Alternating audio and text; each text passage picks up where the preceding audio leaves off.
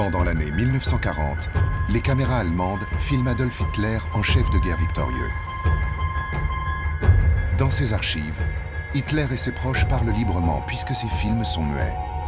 Personne alors n'imagine que l'on pourrait décrypter ce qui se dit. Mais si l'intelligence artificielle fait d'immenses progrès, c'est grâce aux spécialistes de la lecture sur les lèvres que ces images parlent pour la première fois.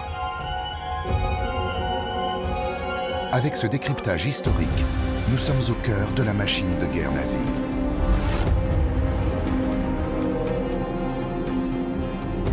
In dieser Richtung stoßen wir vor. Hier werden wir die Infanterie so weit nach vorne setzen, um auf die französischen Stellungen vorzurücken. Sehr gute Strategie. La victoire éclair contre la France.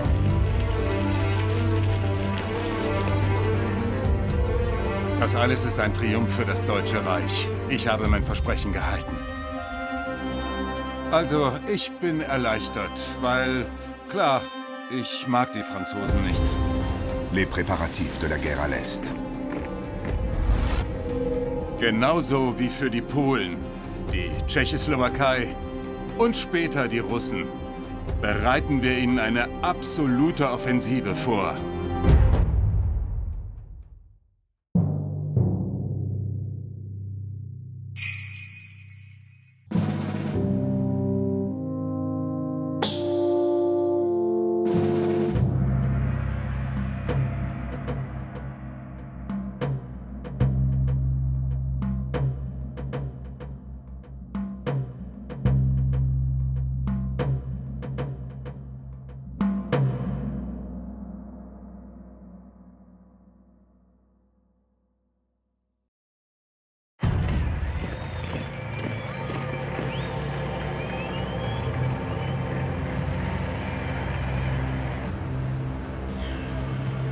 La France et la Grande-Bretagne sont en guerre depuis le 1er septembre 1939 contre le Troisième Reich, après la conquête de la Pologne.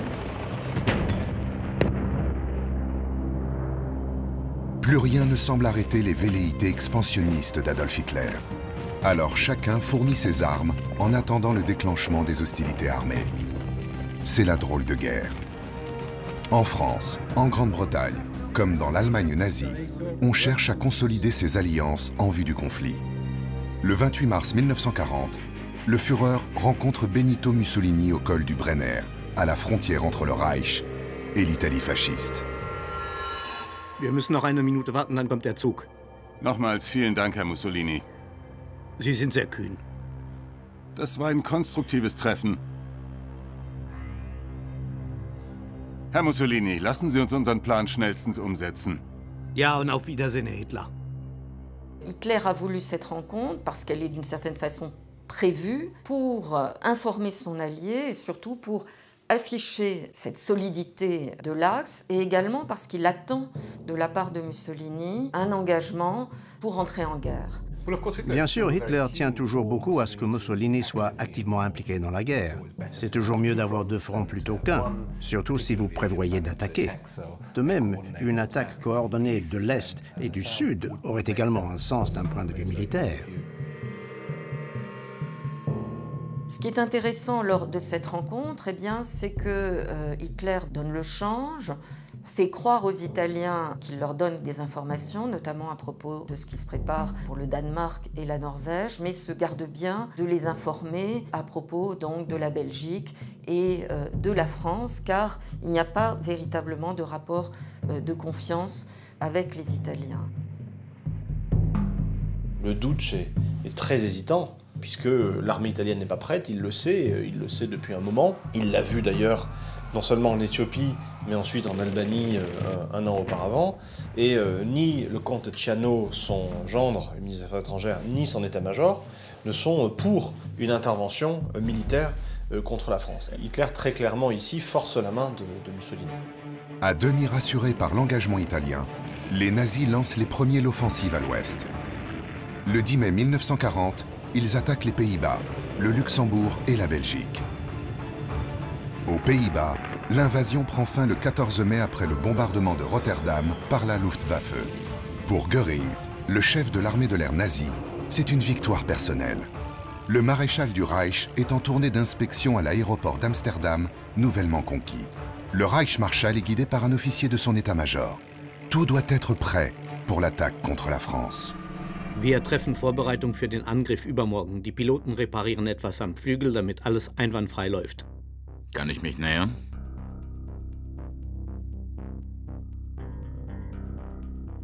Das sieht gut aus. Unser Plan ist, die gesamte Infrastruktur zu treffen.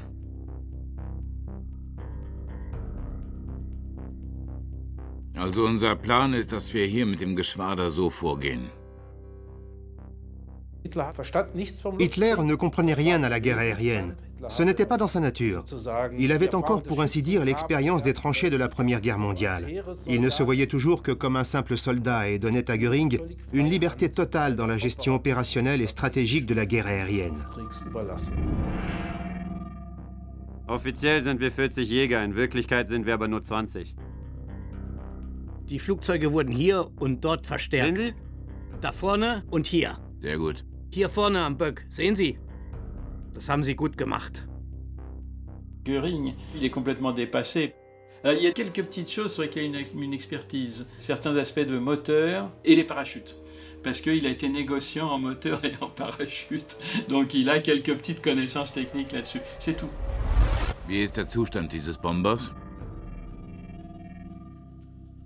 Die Propeller versprühen Funken, aber die Motoren arbeiten einwandfrei und der Gesamtzustand ist gut. Ce qui est intéressant, c'est qu'on voit que ça ne va pas sans quelques petits problèmes techniques, de mise au point, etc. Autrement dit, on a une arme puissante et sur laquelle Hitler se repose beaucoup dans la stratégie de Blitzkrieg, mais on voit qu'il y a des problèmes technologiques, il y a des problèmes de réglage et qui vont s'aggraver jusqu'à une débandade assez catastrophique pour l'Allemagne à partir de 42-43. Der Angriff wird morgen oder übermorgen stattfinden. Wir sind dabei, die Stratégie zu planen für den bestmöglichen Angriff. Il met en place une armée de l'air allemande à partir de zéro, et elle est construite assez rapidement. Il fait venir ce type appelé Erhard Milch. Wir stehen an der Grenze. Sie zu überschreiten wäre schon mal ein Erfolg. Mit diesem Wunsch vom Führer werden wir die Luftfahrt revolutionieren. Ja, wie Sie es wünschen, Herr Reichsmarschall. Es sieht so aus, als wäre die Technik nicht ausgereift. Macht es Sinn, dass wir die Ingenieure für diese Forschung einsetzen? Nein, nein. Da sind wir eben noch nicht so weit. C'est un formidable superviseur. Et il est capable de faire avec les principaux fabricants comme Mercedes, Benz, etc. pour produire les moteurs. Et c'est une industrie massive qui est créée à partir de rien, vraiment. Herr Göring, ich werde Sie auf dem Laufenden halten. Grüßen Sie den Führer. Autsch, meine Hüfte. Au. Oui, Hüfte, oui, c'est la hanche. En surpoids, là, 127 kg. 1m74, 127 kg, ça fait lourd à porter. Hein. Ses cuisses étaient tellement énormes que quand il marchait, elles frottaient l'une contre l'autre. Et donc ça faisait des plaies. Vous voyez un peu le bonhomme, quelque chose. Enfin bon, il se bourrait, hein. C'était monstrueux ce qu'il faisait. Il se levait à 3-4 heures du matin pour bouffer des saucisses quand même et des gâteaux. Hein. Toute l'armée de l'air nazie est constituée d'hommes très volontaires, mais elle a été construite à la va-vite. Techniquement pas complètement au point, son talon d'Achille, c'est le mauvais état de santé de son ministre. C'est un toxicomane, hein, c'est un morphinomane en l'occurrence. C'est quelqu'un qui par ailleurs est habité de rêves mégalomaniaques, de luxe, de puissance. C'est quelqu'un d'extrêmement vaniteux et qui, du fait de sa consommation de substances, a un petit peu de mal à suivre les dossiers et à travailler de manière assidue.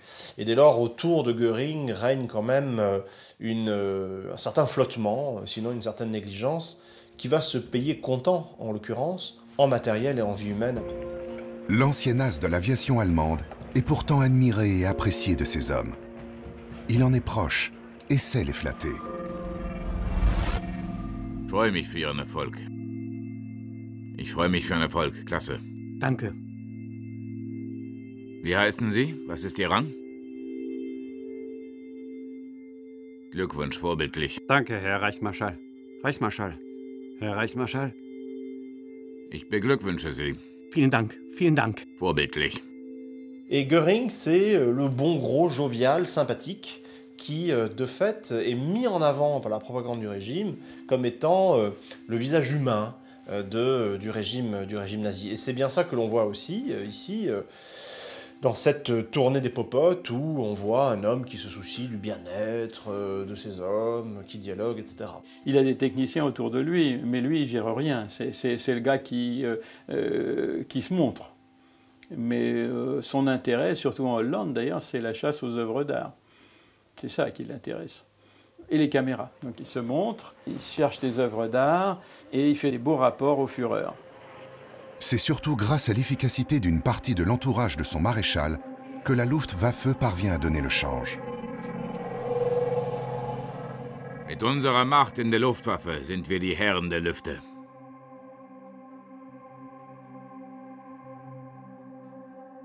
Reichsmarschall? Das ist für den Führer. Kommen Sie auch? Für unsere Luftwaffe müssen wir noch einige Arbeiten erledigen, um unsere Mission auszuführen. Alles Gute. Toute l'aviation était très très fragile. Le seul qui connaissait quelque chose, c'est l'ancien sous-directeur de la Lufthansa, c'est Milch. Et Milch, c'était l'ancien patron de Göring. C'est-à-dire que la Lufthansa envoyait des pots de vin aux députés, et quand Göring était député, eh bien, il recevait des pots de vin de Milch. Et ensuite, ça s'est retourné. C'est Göring qui a engagé Milch parce que c'était un type sérieux et l'aviation, il connaissait. Sauf qu'il y avait un gros problème, c'est que Milch était juif. Milch était à moitié juif. Il avait des racines juives et était protégé par Göring. Milch était un nationaliste pur et dur, un conservateur nationaliste, allemand jusqu'à la moelle. Tout comme de nombreux juifs se sentaient naturellement allemands et se sont étonnés quand les nazis leur ont refusé le droit d'être allemands. Et Göring a dit « qu'à cela ne tienne, je m'en occupe ». Et il a fait venir la mère de Milch qui a fait un certificat attestant que le vrai père, c'était pas Milch, c'était un certain baron von Beer, choisi par Göring, un type impeccablement arien, remontant à Charlemagne. Donc il est devenu arien d'honneur. Ça a fait jaser dans l'aviation quand même. Hein. Il y a un général d'aviation qui avait dit pour prouver que son fils n'était pas juif, Madame Milch a certifié qu'elle était une putain. C'était charmant. La veille du déclenchement de l'attaque contre la France, le 13 mai 1940, Adolf Hitler et Hermann Göring sont en route pour le front dans le sud de la Belgique, à quelques kilomètres de la frontière française. Avec la Luftwaffe qui doit bientôt pilonner les positions françaises, Göring est en première ligne. Ich schwöre Ihnen, alles ist einsatzbereit. Und das ganze Büro hier an Bord des Zuges funktioniert einwandfrei? So bereiten wir uns am besten vor für das, was kommt.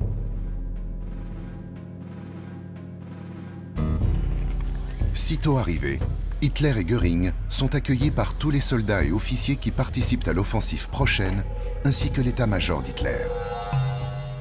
Bereit für den Einsatz? Was ist Ihr Rang? Unterscharführer im aktiven Einsatz, an vorderster Front. Ich bin beeindruckt von Ihnen.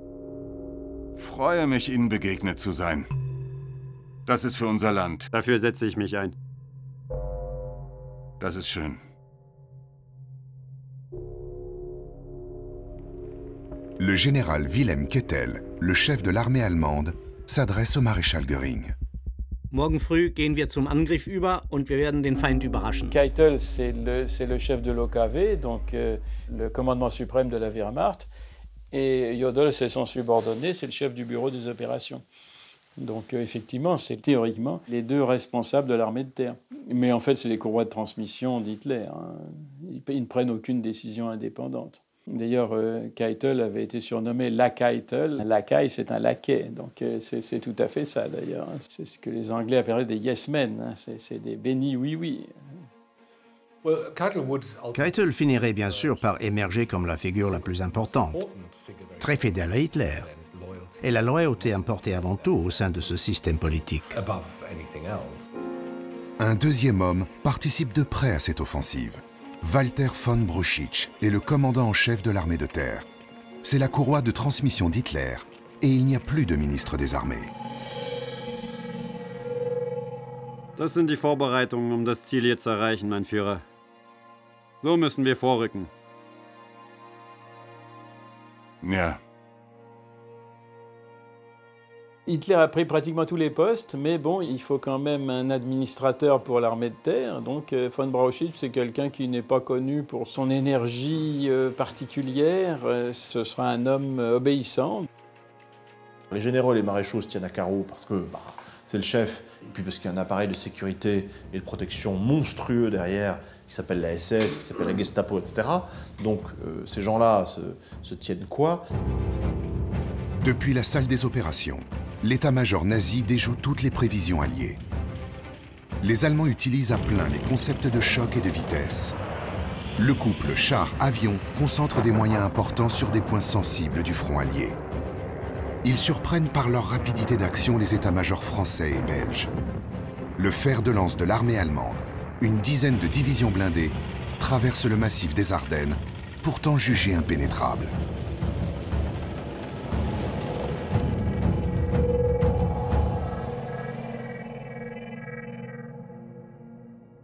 In dieser Richtung stoßen wir vor. Und hier preschen wir vor, dazu werden wir die Panzer schicken. Hier werden wir die Infanterie so weit nach vorne setzen, um auf die französischen Stellungen vorzurücken. Und der Kampf wird wohl hier stattfinden vor 5 Uhr morgens. Ja, meine Meinung ist, dass aufgrund dieser Brücke etwas Widerstand vorhanden sein wird. Hitler était quelqu'un qu'on ne pouvait jamais tenir à distance d'une carte. Il était attiré, il y a une sorte de magnétisme, il fallait des cartes, il régnait sur les cartes. Von hier geht es nach links hinauf in die Hügel, auf ihre rechte Flanke. Danach hier, ab da haben wir freie Bahn. Und dort geht es dann zum Führen von Infanterie, um langsam in Position zu gehen. Weil hier bringt es viele Risiken.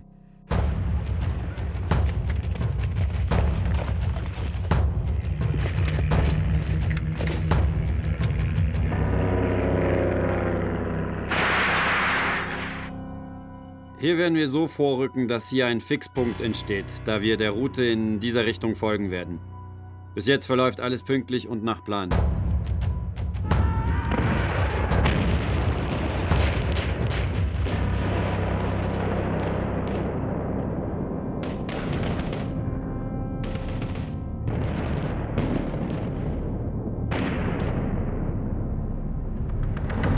Genauso wie für die Polen, die Tschechoslowakei und später die Russen bereiten wir ihnen eine absolute Offensive vor. Von daher planen wir diese radikale militärische Strategie und noch einiges mehr. Wir werden von allen Seiten auf dieser Linie angreifen. La bataille de France commence extrêmement bien car c'est une victoire tactique. On s'attend à ce que les Allemands passent par la Belgique, puis attaquent la France. Mais Erich von Manstein, le général allemand, a un autre plan qui consiste à couper par la forêt ardennaise, apparemment impénétrable, puis traverser la Meuse pour amener les tanks jusqu'à la ville de Dunkerque.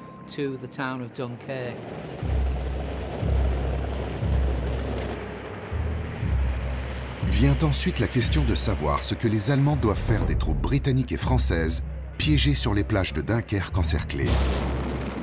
Hitler décide d'arrêter l'avance de ses troupes. Il confie à Göring le soin de prendre Dunkerque.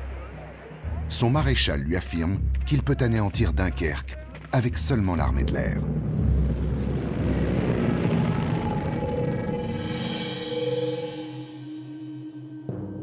Ich habe keine Zweifel, wir kommen dem Sieg näher.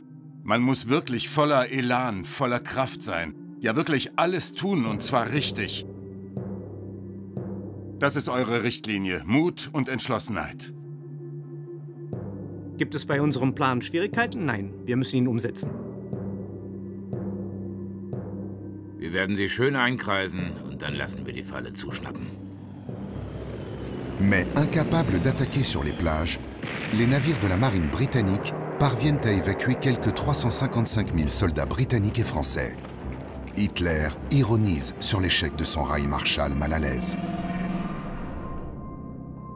Würden Sie denn dem Führer aus Angst schmeicheln? Herr Hitler, habe ich Sie nicht immer verstanden. Immer. Ich gebe euch Regeln, dann bringe ich euch Flaschen, um das zu feiern. Dann essen wir Brot mit Wurst. Aha.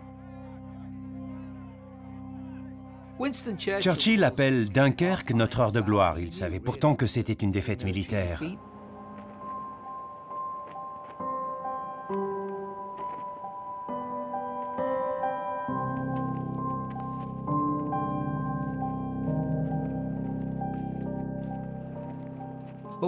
Il est vrai que 355 000 soldats britanniques et français se sont échappés. Des erreurs sont commises à Dunkerque. Et à qui la faute? D'après les preuves qu'on a, il semble qu'Hitler voulait que les Britanniques s'enfuient à ce moment-là. Il dit « C'est bien pour une armée d'être complètement vaincue. Ils connaissent la défaite et ils ne reviendront pas pour la revanche. » Il tient donc beaucoup à ce que les Britanniques soient humiliés. Et en leur proposant un accord de paix, il espère se sortir de la guerre.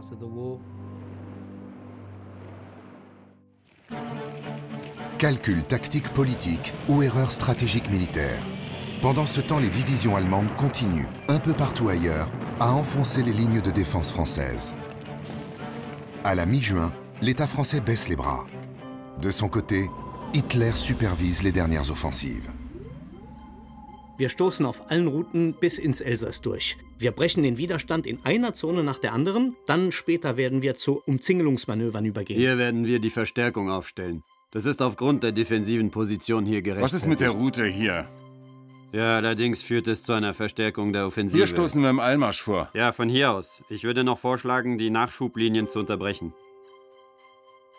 Sehr gute Strategie. Sehr gute Strategie.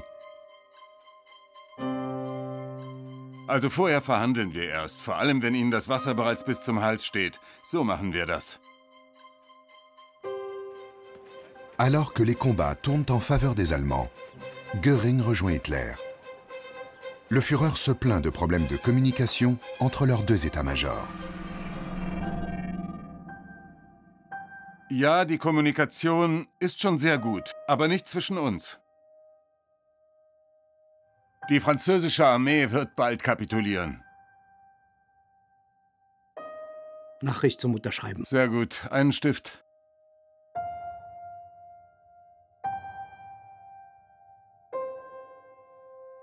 Wir werden stark, sehr stark.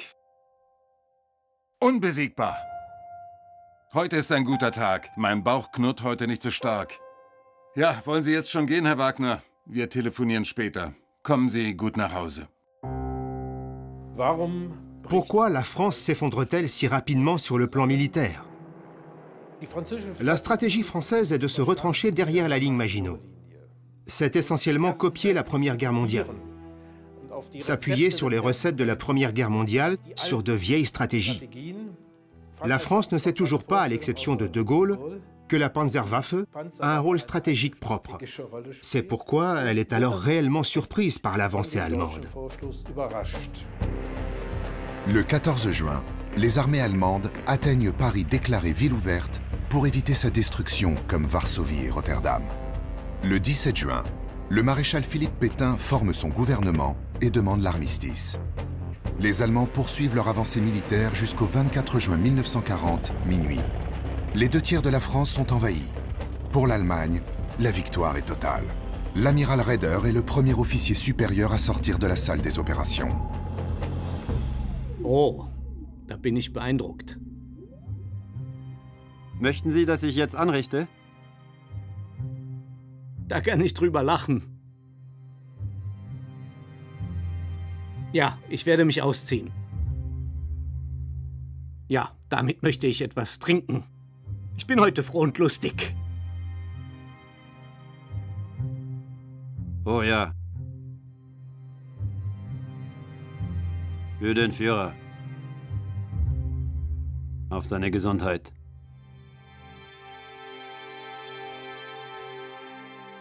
Danke. Danke. Les Français ont demandé l'armistice. Pas la capitulation, hein, parce que la capitulation, c'est un acte militaire qui sera un déshonneur pour l'armée. Non, l'armistice, c'est-à-dire un acte civil, qui mette fin aux hostilités pour faire la paix le plus vite possible avec l'occupant, et surtout combattre le communisme, puisque pour Pétain et Weygand, le principal ennemi, ce n'est pas le Reich, ce sont les communistes. Fort de sa victoire contre la France, Hitler convie Mussolini à Munich le 18 juin 1940, juste avant le début de l'offensive italienne dans le sud-est de la France. Dans la foulée de sa politique qui vise à ménager la France, Hitler réduit à néant les ambitions territoriales de Mussolini. Le Duce n'obtiendra que les territoires qu'il réussirait à occuper avant la conclusion imminente de l'armistice. Et de fait, l'Italie ne s'empare que d'une portion très limitée de territoire français.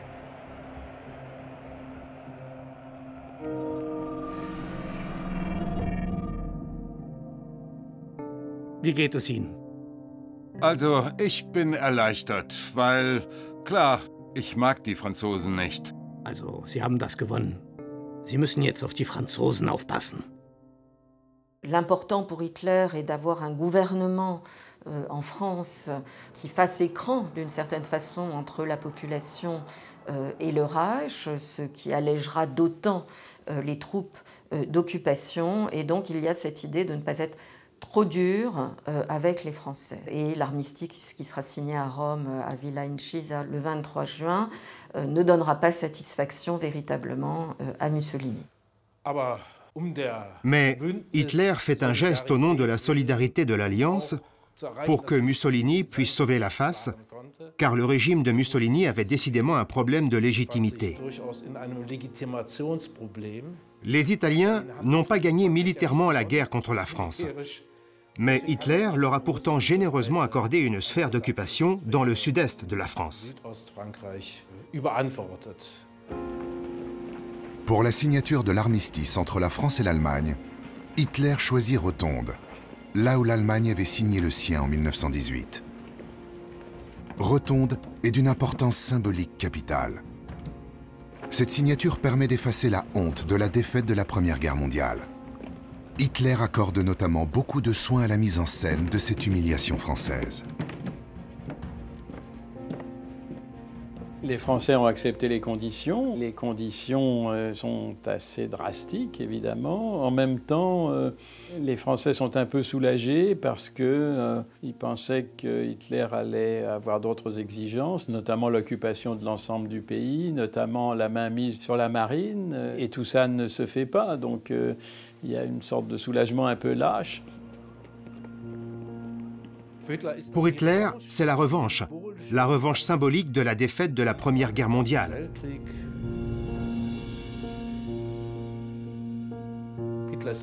Hitler est exalté. Il y a des photos de lui se tapant les cuisses où il est enthousiaste. C'est la revanche réussie sur la Première Guerre mondiale. All diese Forderungen demonstrieren ihnen unsere absolute Überlegenheit. Euphorique, Hermann Göring fait du zèle auprès d'Hitler. Herr Hitler, ich bin überhaupt nicht zufrieden. Ich bin nicht zufrieden. Man hätte aus diesem Waffenstillstand mehr rausholen können. Immer mit der Ruhe, Herr Göring. Ich entscheide hier. Ich weiß genau, wie ich meine Forderungen durchzusetzen habe. Gehen wir los. Au fond, ils ont tous les deux raison. Parce que Göring dit, voilà, ça a été tellement facile de leur imposer tout ce qu'on leur a imposé qu'on aurait pu aller, de fait, beaucoup plus loin. Et le côté un peu plus calculateur, plus intelligent, au fond, d'Hitler, qui estime qu'au contraire, il faut ménager la susceptibilité française et, pour tout simplement, exploiter les Français à s'emprisonner eux-mêmes. Et ça, c'est le gouvernement de Vichy et c'est très malin. Le 6 juillet 1940, Hitler revient à Berlin pour célébrer la victoire écrasante de l'Allemagne sur la France. Il est reçu en triomphe et passe en revue quelques divisions revenues du front. C'est son dernier défilé militaire et la dernière fois qu'il est ovationné.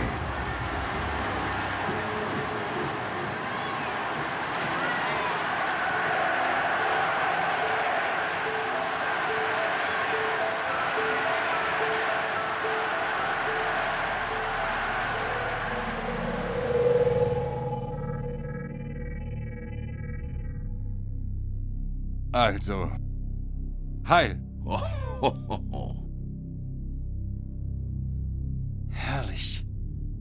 Herrliche. Das ist ein Propagandaerfolg.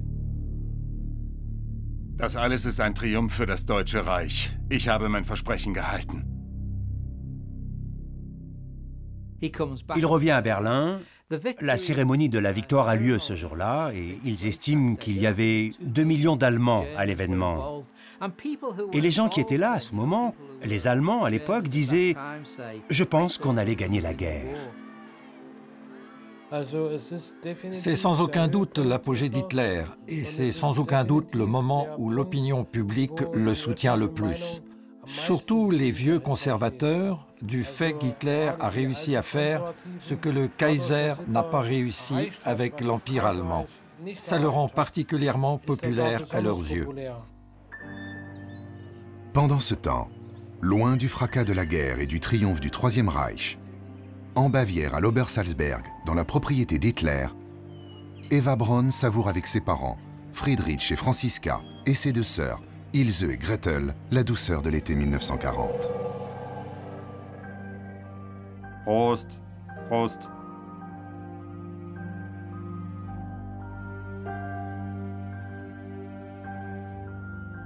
Ich weiß, wie man das trinkt. In einem Zug. Es ist so heiß. Genau, ja klar. Ich bin irgendwie... Ich bin ein bisschen angetrunken. Ich glaube nicht. Eva Braun se trouve sur le Kelstein. En 1939, le parti, le NSDAP, a décidé pour le 50e anniversaire d'Hitler de lui faire un cadeau. Ils lui ont offert une maison de thé, en fait, qu'on appelle la maison des ambassadeurs, qui était sur le mont Kelstein. Et Hitler n'aimait pas y aller parce qu'il avait le vertige et il ne supportait pas ça. La petite sœur d'Eva était toujours de la partie. Et il n'y avait rien de plus normal à ce que les parents viennent rendre visite aux 2 sœurs. D'ailleurs, les parents étaient fiers que leur fille soit la copine du Führer. Pendant ce temps, Göring est dans l'un de ses rôles favoris, celui du corrompu, du prévaricateur, de l'amateur de beaux objets.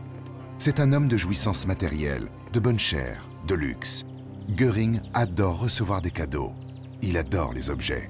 Sa demeure au nord de Berlin ne cesse de s'agrandir pour y entreposer tous les cadeaux qu'il reçoit au fil des conquêtes du Reich. Ja, wunderschön. Solche Stücke sammle ich. Sehen Sie diesen Handgriff, fühlen Sie diese Goldschmiedarbeit. Schön ausbalanciert. Mit dem kann ich ja alles schneiden. Ja, und die Axt, die benutzen Sie seit langem.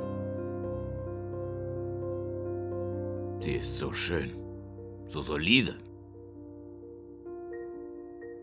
Sie ist sehr schön. Ja, das sind Geschenke für Sie. Das ist ein ganz besonderer Handgriff. Die Axt ist wunderschön und ich freue mich, dass sie Ihnen gefallen. Assez tôt, il commence à accumuler des richesses grâce à son pouvoir politique. Peut-être de manière plus évidente que de nombreux autres dirigeants du parti nazi. Alors lui, pendant la guerre, collectionne, pille les œuvres d'art de toute l'Europe occupée. Pas seulement pour les galeries officielles allemandes, mais aussi pour sa propre collection privée, qui devient de plus en plus impressionnante au fil du temps. Parce que Göring a un côté très bokassa, un maréchal africain, ou Giscard si vous voulez, quelqu'un qui aime beaucoup recevoir et aime beaucoup jouir matériellement de tout ce qu'il reçoit. D'ailleurs, ça pose problème au sein même de l'équilibre du régime, parce que Hitler aussi, et ils sont un petit peu sur le même créneau. Ce sont 2 amateurs d'art qui vont soumettre l'Europe à un pillage en coupe réglée pendant toutes les années d'occupation, de 1939 en Pologne jusqu'à 1945 à la défaite du Reich. Un autre personnage clé du Reich accumule des fortunes depuis l'arrivée des nazis au pouvoir. Mais Gustav Krupp et son empire industriel sont d'une importance vitale et stratégique pour Hitler. C'est pour cette raison qu'Adolf Hitler se déplace en personne le 7 août 1940 pour fêter les 70 ans du plus grand industriel de l'époque. Vielen Dank, Herr Führer. Oh, danke. Eine berührende Gratulation. Danke für diese Aufmerksamkeit. Ihre Werke müssen ganz vorne dabei sein. Wir werden die Produktion noch steigern. Krupp, en tant qu'industriel, est très important. L'industrie lourde Krupp fabrique des canons et fournit des chars. À l'époque, Krupp construit aussi des camions de transport de troupes. Tout cela représente une production extrêmement importante. Sans Krupp, il ne peut pas mener cette guerre. Oh, c'est pas des sentimentaux, ça montre qu'il a besoin de montrer qu'il compte sur lui. Et en même temps, Krupp fait beaucoup pour le prestige d'Hitler, Hitler fait beaucoup pour le prestige de Krupp. Donc pour la propagande, il faut qu'ils se montrent ensemble, c'est assez logique. C'est une manière de sceller l'alliance, même au-delà, le mariage au fond, entre un pouvoir nouveau à partir de 1933 et des industriels qui ont grandement bénéficié de ce nouveau pouvoir. Et des gens comme Gustav Krupp ont plus que bénéficié de tout cela. Hein. Ils se sont littéralement gavés de Reichsmark. Quelques semaines plus tard, le 24 août 1940, se produit un événement.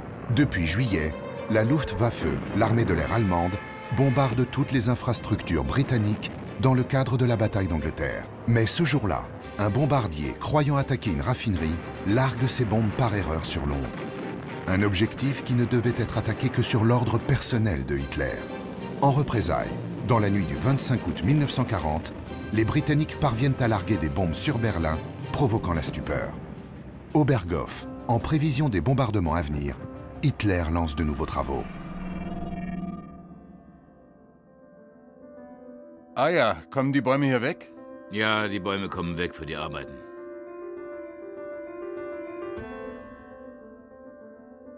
Für so einen Bunker wird das hier klappen, nicht? Großartig hier. À peine remis de ce premier bombardement contre sa capitale, Hitler apprend mi-octobre 1940 que son allié italien prépare l'invasion de la Grèce.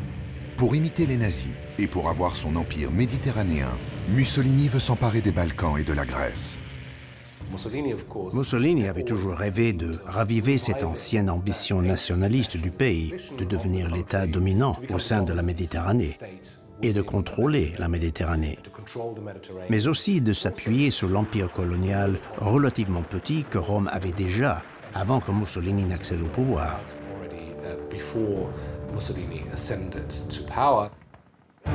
Le 28 octobre 1940, Adolf Hitler se rend à Florence en urgence pour tenter de reprendre la situation en main.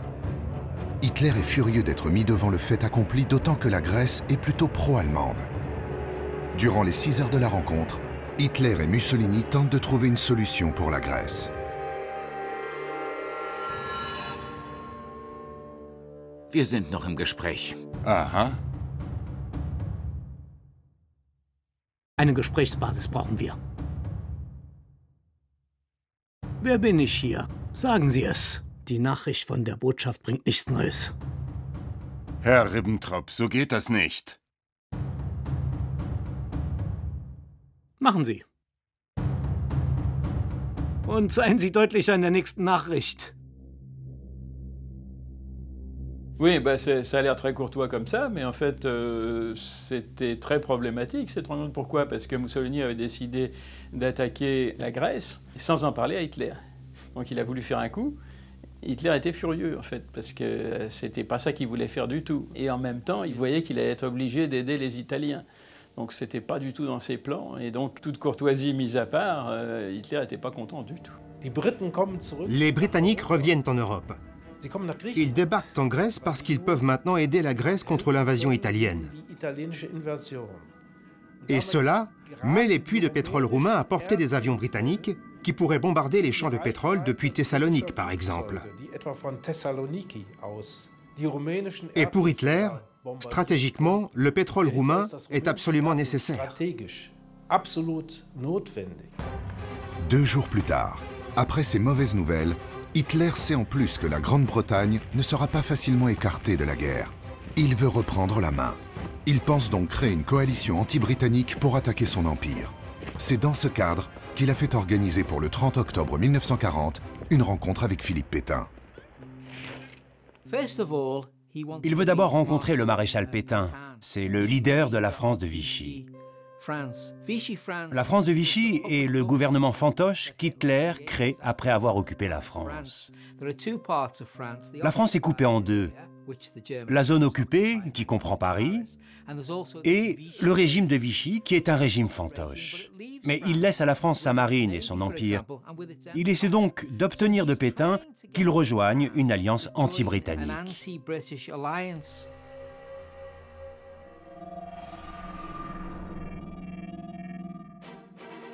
Wir freuen uns über Ihre Entscheidung.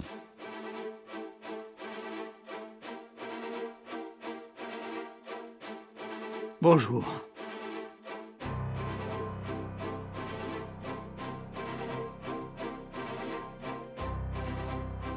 Ich danke Ihnen für diesen Empfang.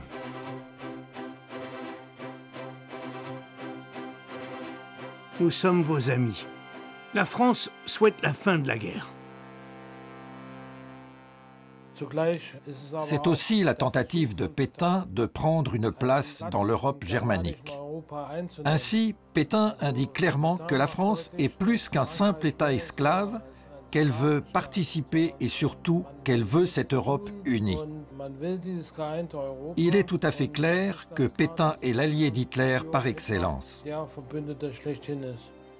Sauf que la rencontre avec Hitler surprend beaucoup les Français, parce que un Pétain qui soit un peu le bouclier protégeant les Français, d'accord, mais un Pétain qui prône la collaboration avec l'Allemagne, c'est-à-dire avec les ennemis, les vainqueurs, les occupants, les tortionnaires, ça c'est un petit peu curieux. Donc là, il y a un premier décrochage au fond de l'opinion publique à l'égard du maréchal Pétain, parce que de fait, l'analyse de Pétain, de son gouvernement, de son cabinet, de ses conseillers, c'est qu'un nouvel ordre s'impose en Europe.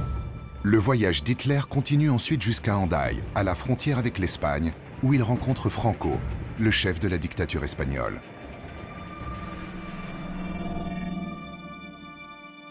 Ganz klar müsst ihr euch alle sputen. Wir müssen los. Aber... Ja, wir haben alle volle Bäuche. Wir haben alle zum Frühstück Eier gefuttert. Autant la rencontre entre Pétain et Hitler a été chaleureuse, autant celle avec Franco est glaciale. Hitler en veut à Franco. Hitler a l'impression de l'avoir beaucoup aidé pendant la guerre civile espagnole de 1936 à 1939, sans qu'il n'y ait le moindre retour du dictateur espagnol.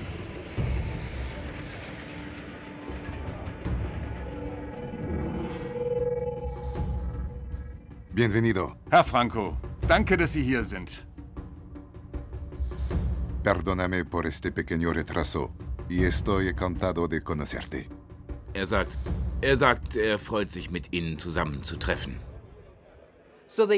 Il se rencontre avec Franco, et à chaque fois qu'il y a une discussion, Hitler dit « Je veux que tu te joignes à la guerre. Nous envahirons Gibraltar pour vous et ensuite, nous commencerons à déloger les Britanniques en Afrique du Nord. Alors, rejoignez la guerre. » Ça n'a rien donné, il n'y a pas eu d'opération contre Gibraltar. Et ce que Hitler ne peut pas savoir, c'est qu'en gros, les Anglais ont acheté un certain nombre de généraux de Franco en livres sonnantes et trébuchantes pour qu'ils influencent Franco, pour qu'il évite d'entrer en guerre. Alors Franco répond « Je veux bien rejoindre la guerre, bien sûr, je vous soutiens, mais j'ai beaucoup de problèmes économiques à gérer. » Il y avait un certain nombre de raisons pour lesquelles, de toute façon, ils ne pouvaient pas entrer en guerre. L'une, c'était que immédiatement les Américains et les Anglais auraient mis la main sur les Canaries. Ces fournitures de pétrole auraient été interrompues, etc. Ils dépendaient énormément, finalement, de l'Angleterre et de l'Amérique. Donc, ils ne pouvaient pas se permettre. Mais ça, évidemment, personne ne le savait à l'époque. Ils se quittent et, plus tard, Ribbentrop dit « Devrions-nous le revoir ?» Hitler répond « Je ne pense pas qu'on doit le revoir. Je préfère qu'on m'arrache chacune des dents avec une pince. »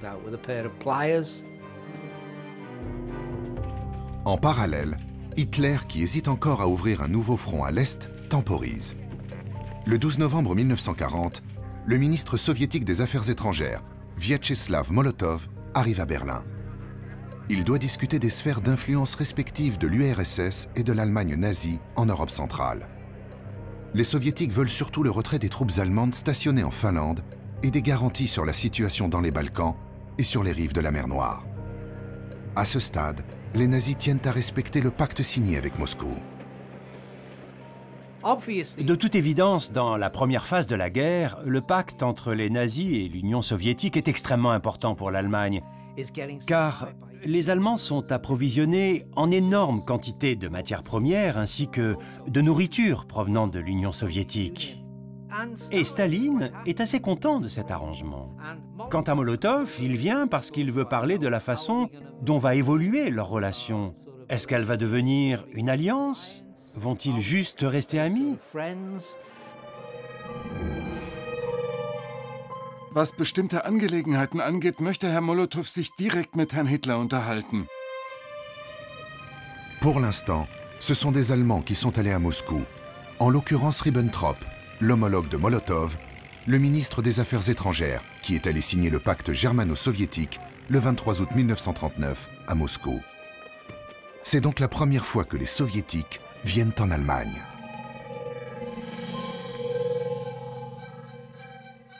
Schauen Sie hin. Schauen Sie ein letztes Mal für das Foto. Ja, bitte belassen Sie es dabei, es reicht. Molotov est très irrité d'être pris comme une bête de foire comme ça, parce qu'il est très conscient de ce à qui il a affaire. Et en l'occurrence, il est très conscient de participer, bien malgré lui, à un dispositif de propagande qu'il ne maîtrise pas.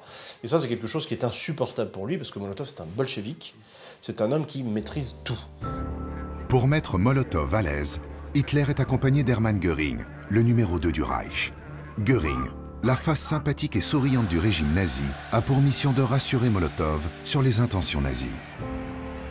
Pour les nazis et les bolcheviks, c'est un pacte contre nature. Ces deux régimes, aux idéologies radicalement opposées, sont potentiellement les pires ennemis. En novembre 1940, Hitler hésite encore à attaquer l'Union soviétique. Et son ministre des Affaires étrangères, Ribbentrop, lui a proposé une alternative.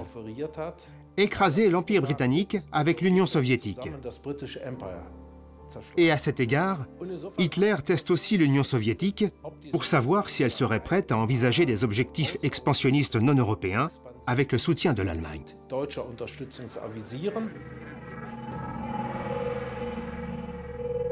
Herr Molotow fragt, wie es weitergehen soll nach unserem Pakt.